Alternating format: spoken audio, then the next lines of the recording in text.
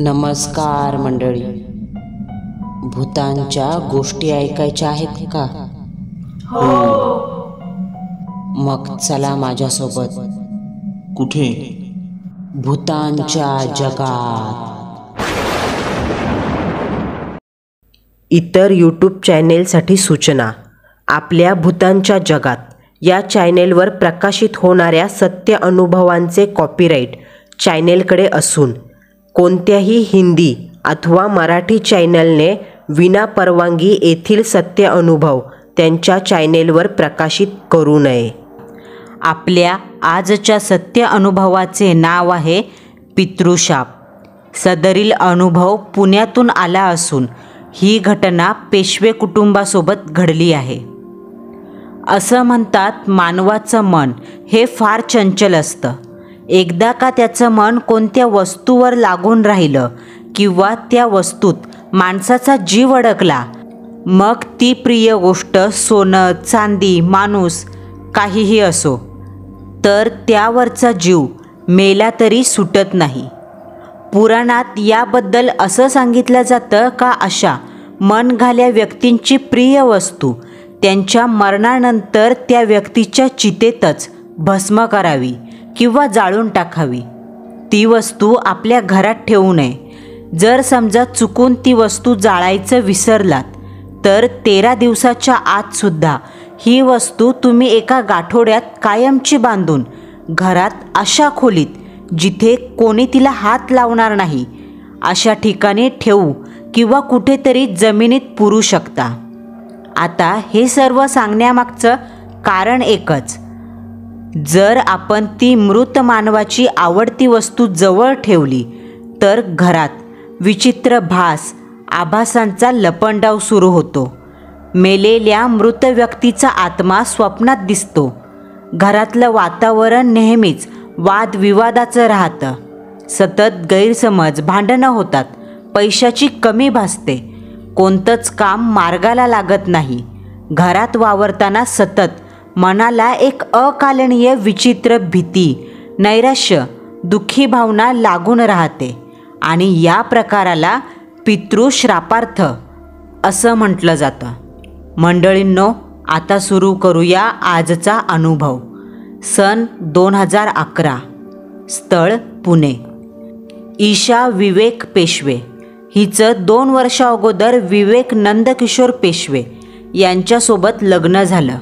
ईशाच्या सासरी नंदकिशोर भगवान पेशवे, सासू मायावती पेशवे आणि विवेकरावांचा एक मोठा भाऊ ज्याचं नाव विजेंद्र पेशवे. त्याचंसुद्धा लग्न झालं होतं, पण त्याची बायको बाळंतपणात एका मुलीला जन्म देऊन वारली. बायकोवर खूप प्रेम असल्याने त्यांनी दुसरा विवाह केला नाही. विजेंद्ररावांना एक 8 वर्षाची श्रीजा नावाची मुलगी होती, जिचा सांभाळ ते कामधंदा करून करायचे. हे होतं ईशाचं सासरचं कुटुंब. तर आता अनुभवानुसार झालं असं. 19 जून 2011. नुकताच जूनचा महिना सुरू झालेला. त्यात वेगळं असं सांगायला नको का वातावरण कसं असेल. तोच काळ्याशार मळभी ढगांचा अंधार 4ही दिशेला पडला होता. वातावरणातल्या अंधाराला पाहता मनावर दुःख, नैराश्याची भावना चालून येत होती. मध्येच त्या काळ्या ढगांमध्ये एक वीज कडाडायची. मोठा आवाज करत छातीत कळ आणायची. त्या आवाजासहित वातावरणात विजेचा भेसूर लख्ख प्रकाश पडायचा आणि त्या प्रकाशात तो 2 मजली पांढऱ्या भिंतींचा बंगला अभद्र रूप घेऊन उजळून निघायचा. त्याच बंगल्यात दुसऱ्या मजल्यावर एक खोली होती. त्या खोलीत भला मोठा बेड होता. बेडच्या दोन्ही बाजूला चिंताग्रस्त, दुःखीभाव चेहऱ्यावर पसरलेली माणसं उभी होती. मित्रांनो, ही माणसं दुसरी तिसरी कोणी नसून पूर्ण पेशवे परिवार होता. बेडच्या डाव्या बाजूला ईशा, तिचे मिस्टर विवेक आणि त्यांच्या मागे तिचा दीर विजेंद्र उभा होता. त्याच्याजवळ त्यांची मुलगी श्रीजा होती. तर बेडच्या डाव्या बाजूला ईशाचे सासू सासरे उभे होते आणि बेडवर एक 90 वर्षाची म्हातारी अखेरची घटका मोजत मृत्यूशय्येवर झोपली होती. त्या म्हातारीचं नाव होतं सुशीला भगवान पेशवे. वय वर्ष 90. म्हातारी अंगानं पार अशक्त झाली होती. चेहऱ्यावरचं मांस सुकलं होतं. सुरकुत्या पडल्या होत्या. डोळे खोल गेले होते. चेहऱ्याचा आ वासला होता. डोक्यावरचे गडद पांढरे केस पिंजारलेले अस्तव्यस्तपणे अंगाखांद्यावर पसरले होते. हातापायाची चामडी काळी पडली होती आणि हाडं त्या चामडीला चिकटली होती. अंगावरती कपडा म्हणून हिरवी नऊवारी साडी आणि छातीवर भगवा पोलका होता. त्या पोलक्यातील छाती अगदी मंदपणे खालीवर होत होती. बेडच्या मागे 1-2 झापांची उघडी खिडकी होती. त्यातून बाहेरचा तो अशुभ मळभी प्रकाश खोलीतला सुतकीपणा अजून उजळवून गेला. खोली अंधारून आली, परंतु जशी बाहेर वीज काढायची खोली एका भयरचनेने उजळून निघायची. त्यात सर्वांचे चेहरे, खास करून त्या म्हातारीचा मृत्यूशयेवरचा चेहरा अतिशय भेसूर दिसायचा. सर्वांचे डोळे म्हातारीवर खिळले होते. बेडवर शेवटची घटका मोजत बसलेल्या सुशीलाबाईंच्या तोंडाची हळूच हालचाल झाली. अगदी खाली गेलेल्या स्वरात त्या काहीतरी बोलू पाहत होत्या. दागिनं. प्रत्येक शब्द तोंडावाटे फार कष्टाने बाहेर पडत होता आणि त्यासहित छाती जरा वेगानं वर खाली होत होती.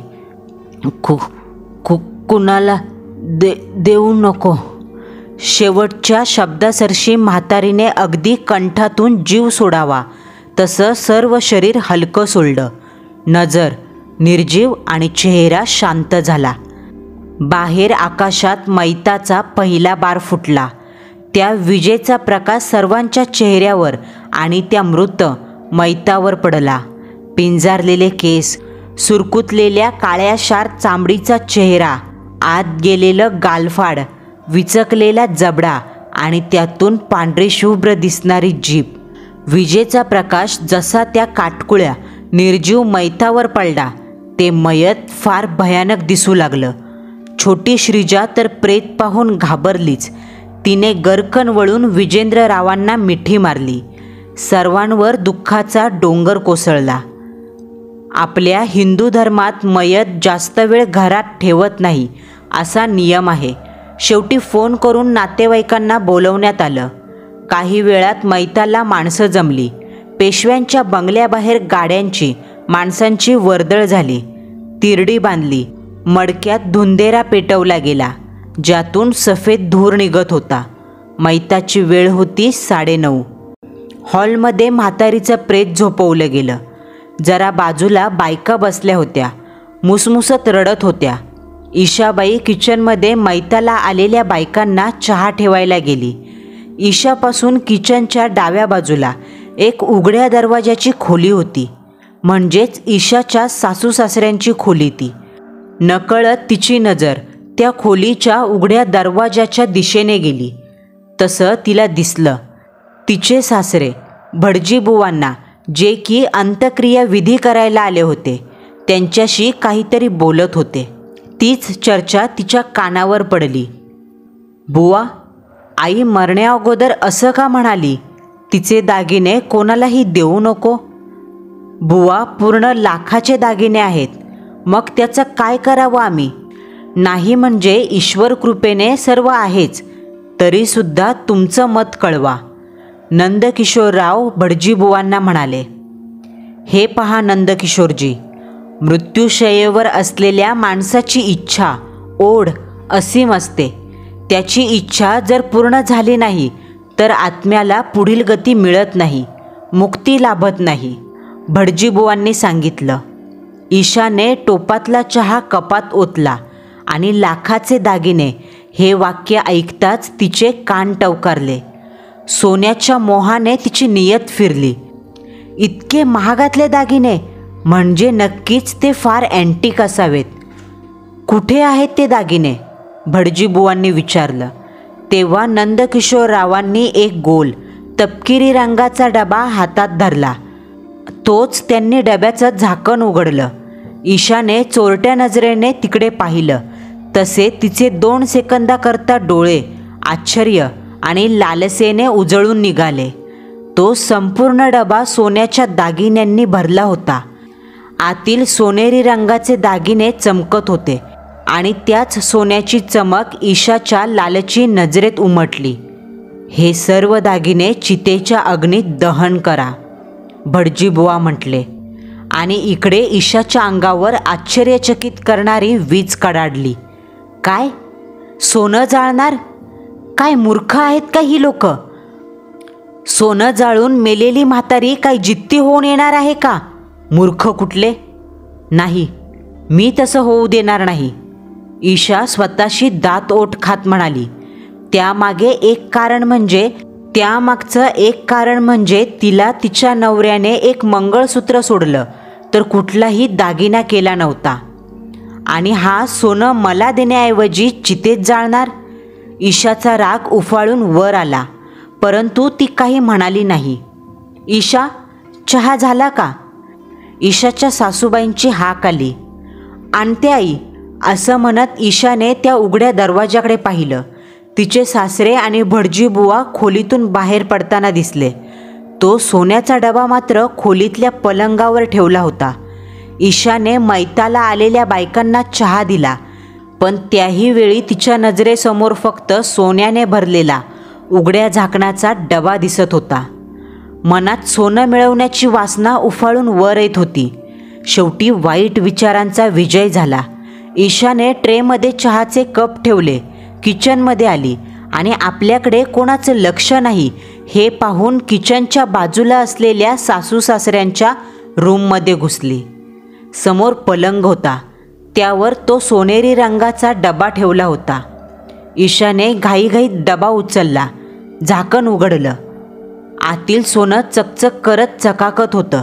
ईशाने त्या सोन्याच्या डब्यातून एक जाडजूड रत्नहारांचा दागिना बाहेर काढला आणि मग पुन्हा डब्याचं झाकण लावून डबा होता तसा पलंगावर ठेवला. चोरलेले दागिने तिने पदरात लपवले आणि खोलीच्या बाहेर धूम ठोकली. ईशा विवेक दोघांची रूम दुसऱ्या मजल्यावर होती. तो दागिना घेऊन ईशा जिना चढून दुसऱ्या मजल्यावर आली. घरातली सर्व माणसं खाली मैताला जमली होती. बंगल्याचा दुसरा मजला पूर्णतः रिकामा होता आणि म्हणून तिथे विलक्षण मन हादरवणारी शांतता पसरली होती. ईशा दुसऱ्या मजल्याच्या कॉरिडॉरमध्ये उभी होती. खाली पांढरी फरशी आणि उजव्या बाजूला एक रूम दिसत होती, जी त्या म्हातारीची सुशीलाबाईची होती. आणि त्यापुढे अजून एक खोली, जी ईशा आणि विवेकची होती. ईशा पटकन आपल्या खोलीत आली. पलंगाच्या बाजूला असलेल्या कपाटाजवळ उभी राहिली आणि साडीच्या पदरात लपवलेला दागिना कपाटाच्या एका ड्रॉवरमध्ये ठेवला. ड्रॉवरला लॉक लावला. कपाटाची झापं फक्त ओढून घेतली आणि पुन्हा खोलीतून बाहेर आल्या. कॉरिडॉरमधून चालत जिन्याच्या दिशेने जाताना ईशाबाईंनी सुशीलाबाईंची उघड्या दरवाजाची खोली ओलांडली. काही वेळा अगोदर त्या खोलीतल्या पलंगावर म्हातारीने जीव सोडला होता. अखेरची घटका मोजली. काय माहीत, त्या खोलीतून म्हातारीचा फक्त देह बाहेर काढला असेल आणि मृत्यूनंतर देहातून बाहेर पडलेली भटकती आत्मा त्याच खोलीत असेल. कारण ईशाला तिथून जाताना डाव्या बाजूला असलेल्या पलंगावर कोणीतरी बसलं होतं. देहयष्टीने काटकुळं, अंगावर हिरवं पातळ नेसलेलं, डोक्यावरचे केस चांदीसारखे चकाकत होते. चेहरा मात्र काळाशार होता. कोणीही म्हणेल हा साधासुधा दिखावा नाही, तर मानवी नजरेच्या बुद्धीच्या आवाक्याबाहेरचं काहीतरी आहे. असं म्हणू शकतो का ती सुशीलाबाईंची भटकती आत्माच होती. ईशा दरवाजातून पुढे निघाली तेव्हा तिला नजरेतून काहीतरी सुटल्याचा भास झाला. ती जागीच थांबली. 2 पावलं मागे येऊन तिने सुशीलाबाईंच्या खोलीत डोकावून पाहिलं, पण सर्व खोली रिकामी होती. तिथे कोणीच नव्हतं. तोच अचानक त्या शांततेचा पडदा फाडत मैताच्या वेळी वाजणारं प्रेताच्या आवडत्या ध्वनींचा, टाळ्यांचा नाद सुरू झाला. आम्ही जातो आमच्या गावा, आमचा राम राम घ्यावा. हे शब्द कानावर येऊ लागले. मयत निघालं. त्या आवाजाने ईशाबाईंना आपली उपस्थिती खाली गरजेची आहे हे कळून चुकलं. खोलीचा दरवाजा तिने आठवणीने लावून घेतला आणि ती खाली निघून आली. 1.5-2 तासानंतर साधारण 11:15च्या सुमारास म्हातारीचे सर्व सोपास्कार पार पाडून सर्व पुरुष मंडळी घरी आली. आंघोळ्या झाल्या. जे नातेवाईक थांबले होते ते पण 12:30 वाजेपर्यंत आपापल्या घरी निघून गेले. आता सगळा बंगला सुनसान झाला. रात्रीचा 1:45 वाजला. आकाशात काळेकुट्ट ढग जमले होते. पेशव्यांच्या संपूर्ण बंगल्यावर काळ्या सुतकाची छाया पडली होती. आजपासून ठीक 13 दिवसांपर्यंतचं सुतक लागलं होतं. सर्वजण आपापल्या खोलीत झोपले होते. बंगल्याचा हॉल, किचन सर्व काही मनुष्यांच्या हालचालीपासून वंचित होतं. ईशा आणि विवेक आपल्या रूममध्ये बेडवर शांत झोपले होते. आजूबाजूला चांगली गडद शांतता पसरली होती. ईशाबाईंच्या पलंगापासून डाव्या हाताला खोलीचा बंद दरवाजा दिसत होता. तोच अचानक 2 वेळेस दरवाजा वाजवल्याचा आवाज आला. त्या आलेल्या आवाजाने ईशाची झोप चाळवली. बंद डोळ्याआड तिने बुबळं डावीकडून उजवीकडे फिरवली. गाढ झोप लागलेली असताना अचानक उठायला लागल्याने चेहऱ्यावर त्रासिक भाव पसरले. जड झालेले डोळे ईशाने उघडले. त्या शांत वातावरणात पुन्हा आवाज आला. त्या आवाजासरशी ईशाबाईंनी दरवाजाकडे पाहिलं.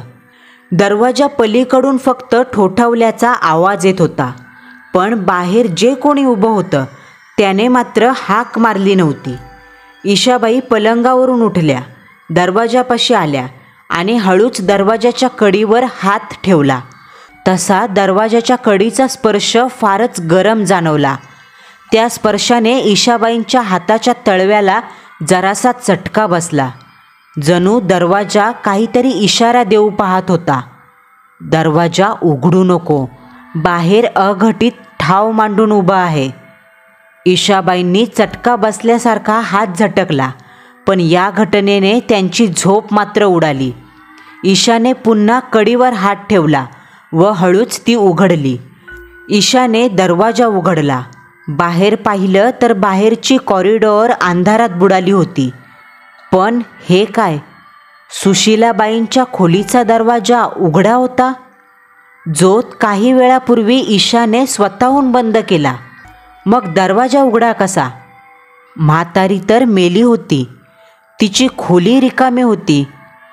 नुसती खोलीच नाही तर खोलीमधील खिडकीसुद्धा उघडी होती आणि त्या उघड्या खिडकीतून बाहेरची वीज कडाडताच तिचा प्रकाश खोलीत पसरायचा आणि मग पुन्हा बंद व्हायचा. हा दरवाजा तर मी बंद केला होता, मग उघडा कसा? ईशाबाई स्वतःशीच म्हणाल्या. हळूहळू चालत त्या सुशीलाबाईंच्या खोलीच्या दरवाजाजवळ आल्या. दरवाजाजवळ येऊन त्यांनी आत एक कटाक्ष टाकला. पूर्ण खोली काळोखात बुडाली होती. आतलं काहीच दिसत नव्हतं. तोच एक हलकीशी थंडगार पण अंगावर शिरशिरी आणणारी झुळूक तिच्या पाठीवर आदळली. ईशाला असा भास झाला का आपल्या पाठीमागून आत्ताच कोणीतरी चालत आत गेलंय. ईशाने गरकन वळून पाहिलं. तेवढ्यात वीज कडाडली. खोलीच्या खिडकीतून प्रकाश आत आला आणि सुशीलाबाईंची खोली उजळून निघाली. त्या चंदेरी प्रकाशात दरवाजात पाठमोऱ्या उभ्या ईशाच्या खांद्यामागे पलंगावर मांडी घालून बसलेलं सुशीलाबाईचं प्रेत दिसलं. प्रेताड काळा निळा चेहरा, पिवळी जर्द बुबळं, विचकलेला जबडा, डोक्यावर चंदेरी केस आणि मरताना अंगात होती तीच कपडे. ईशाच्या मनाला चाहूल लागली. मागे खोलीत कोणीतरी आहे. ईशाने वळून पलंगाकडे पाहिलं आणि तिला पलंगावर सुशीलाबाईंचं मांडी घालून बसलेलं प्रेत दिसलं. पुढच्या सेकंदाला खोलीभर पसरलेला विजेचा प्रकाश नाहीसा झाला आणि खोलीत अंधार पसरला. आपण जे पाहिलं ते खरं होतं का भास झाला? ईशाने पटकन दरवाजाच्या बाजूला असलेल्या स्विचबोर्डवरची बटणं दाबली. खट खट आवाज झाला. पूर्ण खोलीत प्रकाश पडला. पण यावेळेस ईशाला खोलीत कोणीही दिसलं नाही. ईशाने भास झाला असं समजून खोलीत लाईट चालू ठेवली. दरवाजा आपल्या मागे ओढून घेतला आणि खोलीत येऊन पुन्हा झोपी गेली. त्यानंतर 5 दिवसांनी पेशव्यांच्या घरात सूतक काळ सुरूच होता. म्हातारी वारली म्हणून नातेवाईक, आजूबाजूच्या बायका चहा करायला येत होत्या. ईशाने सुशीलाबाईंचा लपवलेला हार अद्याप कपाटातच ठेवला होता. तिला वेळ मिळत नसल्याने तो तसाच पडून होता. आज सुतकाचा 5वा दिवस होता. दुपारची वेळ. पेशव्यांच्या बंगल्यात हॉलमध्ये पुरुष बसले होते. त्यांचं चहापाणी करून ईशा आपल्या खोलीत आली. विवेकसुद्धा खालीच होते. आता खोलीत ईशा एकटीच होती. तेवढ्यात तिच्या डोक्यात त्या लपवून ठेवलेल्या दागिन्याचा विचार आला. मनात उत्सुकता निर्माण झाली आणि आनंदाची भावना उफाळून आली. ईशा कपाटापाशी आली. तिने कपाटाचे दरवाजे उघडले, ड्रॉवर उघडला आणि तो दागिना काढून हातात घेतला. ईशाच्या उजव्या हाताला एक टेबल होतं. टेबलावर 3 फूट उंचीचा आरसा होता. ईशा उजव्या अंगाला वळाली. तिने स्वतःला आरशात पाहिलं आणि मग उजव्या हातात धरलेला तो दागिना आपल्या गळ्यावर लावला. तिच्या चेहऱ्यावर आनंद ओसांडून वाहत होता. हा सोन्याचा दागिना माझ्या गळ्यात किती छान दिसतोय. काय बावळट माणसं आहेत. म्हातारीच्या तिरडीत जाळायला निघाले लाखो रुपये. ईशा कुत्सिक स्वरात म्हणाली आणि तिने हातात असलेला तो हार आपल्या गळ्यात घातला. दागिन्याची दोरी गळ्याला अगदी घट्ट केली आणि आपली मान डावीकडे उजवीकडे हलवत हार आपल्या गळ्याला किती शोभून दिसतोय हे पाहू लागली. अचानक तिच्या आनंदाने फुललेल्या चेहऱ्यावर एक हलकीशी वेदना उमटली. श्वास कोंडू लागला. गळ्यात घातलेल्या त्या हाराची दोरी अधिक घट्ट होत चालली आहे असं जाणवू लागलं. ईशाच्या गळ्याला जणू फास बसला. श्वास न मिळाल्याने तिचा चेहरा क्षणार्धात काळा निळा पडला. तोंडाचा आ वासला. डोळ्यांची बुबळं घुबडागत वटारली गेली. त्याच अवस्थेत ईशाची नजर समोरच्या आरशात गेली आणि जे दृश्य दिसलं ते पाहून तिची बोबडीच वळाली. समोरच्या आरशात ईशा दिसत होती. नाही, एकटी ईशा नाही. तिच्या मागे ते भटकतं ध्यान उभं होतं. सुशीलाबाईंचा आत्मा. त्या दोन्ही काटकुळ्या हातांना वाढवून गळ्यातल्या हाराची दोरी जोर लावून आवळत होत्या. त्या ध्यानाचा चेहरा पांढरा फट्ट दिसत होता. दात ओठ खात ते ध्यान जळजळीत घृणादायक नजरेने ईशाला पाहत होतं. हे असलं भयंकर, बुद्धीच्या पलीकडचं दृश्य पाहून ईशाबाईंच्या छातीत गोळा आला. ज्या म्हातारीला 5 दिवसा अगोदर स्वतःच्या डोळ्यांनी मेलेलं पाहिलंय, ती म्हातारी जिवंत होती? नाही नाही नाही. अचानक ईशाला तिचे सासरे आणि भटजीबुवांचं बोलणं आठवलं. मृत्यूशय्येवर निजलेल्या माणसाची शेवटची अंतिम इच्छा पूर्ण झाली नाही तर मृत प्रेताच्या आत्म्याला पुढची गती प्राप्त होत नाही. तो तसाच भटकत राहतो. ते बोल जसे ईशाला आठवले तिला कळून चुकलं. ही वाईट आत्मा आहे जिची शेवटची इच्छा आपल्यामुळे अतृप्त राहिली. आणि 13 दिवस घरात भटकणारे हे ध्यान, आपण गळ्यात तो हार घातलाय हे पाहून आपल्याला मारायला आलंय. तोच अचानक इकडे खोलीचा दरवाजा उघडला गेला. उघड्या दरवाजातून लहानगी श्रीजा आत आली. असं म्हणतात, लहान मुलांच्या मनात पाप नसल्याने त्यांना वाईट चांगले सगळेच आत्मे दिसतात. त्यांच्या अस्तित्वाची प्रचिती जाणवते. श्रीजाचंही तेच झालं. श्रीजा जशी खोलीत आली, तिला आपल्या काकू आईच्या मागे म्हणजे ईशाच्या मागे 5 दिवसा अगोदर मेलेल्या आजीचं ते भयंकर अभद्र असं रूप दिसलं. जे पाहून लहानगी श्रीजा मोठ्याने किंचाळली. तिच्या किंचाळण्याचा आवाज दुसऱ्या मजल्यावरून हवेसारखा वाहत खाली गेला.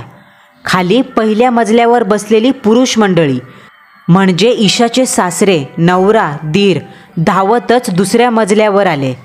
विवेकरावांच्या खोलीचा दरवाजा उघडा होताच त्या दरवाजात त्यांना पाठमोरी उभी, दोन्ही कानावर हात ठेवून किंचाळणारी श्रीजा दिसली.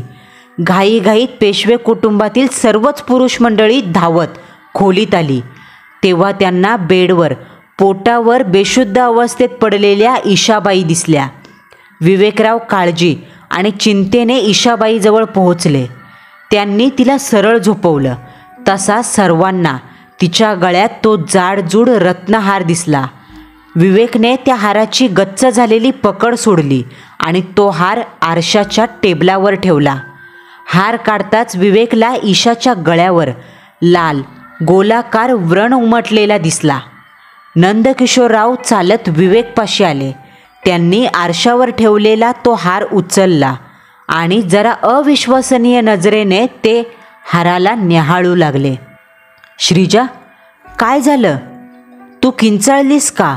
आणि ईशा आईला काय झालंय? विजेंद्ररावांनी आपल्या लेकीला विचारलं. त्या वाक्यावर त्या 8 वर्षाच्या छोकरीने जे उत्तर दिलं ते ऐकून सर्वांचेच डोळे विस्फारले.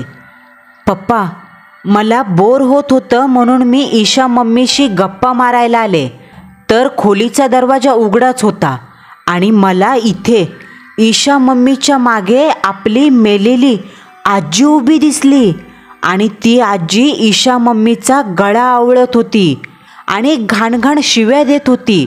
बोलत होती, माझं सोनं चोरतेस काय ग सटवे? सोनं चोरतेस काय? त्या लहानग्या छोकरीच्या तोंडातून हे असले भयंकर मती हादरवून सोडणारे बोल ऐकून सर्वांनाच विलक्षण धक्का बसला. श्रीजा, बाळा, काय बोलतेस तू? आजी तर. विजेंद्रराव पुढे काही बोलणार तोच नंदकिशोररावांनी विजेंद्रांना खुणवलं. त्यांनी मायाला म्हणजे श्रीजाच्या आजीला तिला खाली घेऊन जा असं सांगितलं. त्यानंतर नंदकिशोररावांनी विवेकला त्या हाराबद्दल विचारलं. विवेकने त्यावर मला हा हार कोणाचा आहे, इथे कसा आला, यातलं काहीच माहीत नाही असं सांगितलं. मग नंदकिशोररावांनी ईशालाच विचारावं हे ठरवून ईशाला शुद्धीवर आणायला सांगितलं. विवेक खालून पाण्याची बॉटल घेऊन आला आणि थंड पाणी ईशाच्या चेहऱ्यावर शिंपडलं. थंड पाण्याचा शिडकाव होताच ईशाने डोळे मिचकावत हळूच पापण्या उघडल्या. पापण्या उघडताच तिचा चेहरा पांढरा पडला. काही वेळा अगोदर घडलेली ती भयघटना मनात शिरकाव करून गेली. सुशीलाबाईंचं आपल्या मागे उभं ते भयानक काळजाचं ठाव घेणारं प्रेत, आपला गळा आवळतानाचं ते दृश्य ईशाबाईच्या डोळ्यासमोर उभं राहिलं आणि भीतीने तिच्या चेहऱ्यावर आठ्या पसरल्या. क्षणार्धात चेहरा पडला, ओठ थरथरू लागले. ईशा, नंदकिशोरराव पुढे होत बोलू लागले. हा हार कोणाचा आहे? त्यांनी हातातला हार ईशाला दाखवला. तो हार पाहताच ईशाच्या चेहऱ्यावरची भीती द्विगुणित झाली आणि त्या चेहऱ्यावर भीतीसोबत चोरीचे भाव पसरले. तिची नजर खाली गेली. ईशा, हार कोणाचा आहे? आता सासऱ्यांनी आवाज चढवला. त्या आवाजाने ती दचकली आणि पोपटासारखी बोलू लागली. कसं तिने किचनमधून त्यांचं आणि भटजी गुरुजींचं बोलणं ऐकलं. मग सुशीलाबाईंच्या सोन्याच्या डब्यातील रत्नहार चोरला. मग त्या रात्री आलेले अनुभव आणि काही वेळा अगोदर घडलेला प्रसंग सांगितला. हा सर्व घटनाक्रम ऐकल्यावर विवेकरावांनी ईशाला खूप काही सुनावलं, जे तिने मुकाट्याने ऐकूनही घेतलं. आता या घटनेवर काहीतरी उपाय करणं भाग होतं. म्हणून नंदकिशोररावांनी लागलीच भटजीबुवांना फोन केला आणि बोलावून घेतलं. 4 वाजण्याच्या सुमारास भटजीबुवा आले. हॉलमध्ये पेशवे सदस्य आणि भटजीबुवा सर्वजण जमले. ईशाने केलेली घोडचूक, तिला आलेला अनुभव, श्रीजाने पाहिलेली सुशीलाबाईंची आत्मा, सर्व प्रसंग भटजीबुवांना सांगण्यात आला.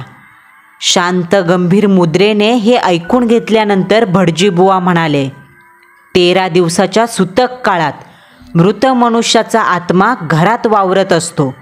सुशीलाबाईंच्या आत्म्याने ईशाबाईला हार चोरताना पाहिलं आणि त्या आत्म्याच्या मनात सुडाची भावना उत्पन्न झाली. तुम्हाला सांगतो ऐका. माणूस मेल्यानंतर आत्म्याला कोण आपलं कोण परक यातला फरक जाणवत नाही. त्यांना भावनाही नसतात. परंतु यावर काही उपाय आहे का नाही? नंदकिशोररावांनी विचारलं. होय, एक उपाय आहे, असं म्हणत भटजीबुवांनी स्वतःजवळ असलेल्या कापडी पिशवीतून एक काळा दोरा बाहेर काढला. त्या दोऱ्यात 4 लहान शंख ओवले होते आणि 2 लाल रंगाचे हिरे ओवले होते. हा जंतर तावीज आहे. हा तुमच्या सुनेला पुढचे 8 दिवस डाव्या पायाला बांधून ठेवायला सांगा. आणि हो, काहीही झालं तरी हा तावीज पायातून काढायचा नाही. तुमच्या घरात सूतक काळ सुरू आहे. सुडाने पेटलेली आत्मा घरात 24 तास वावरत असेल आणि धोका फक्त तुमच्या सुनेला आहे. असं म्हणत भटजीबुवांनी अजून थोड्या ताकीद दिल्या, जसं की तो हार ईशाच्याच खोलीत राहू दे, दुसऱ्याकडे हार सोपवला तर श्राप फिरेल.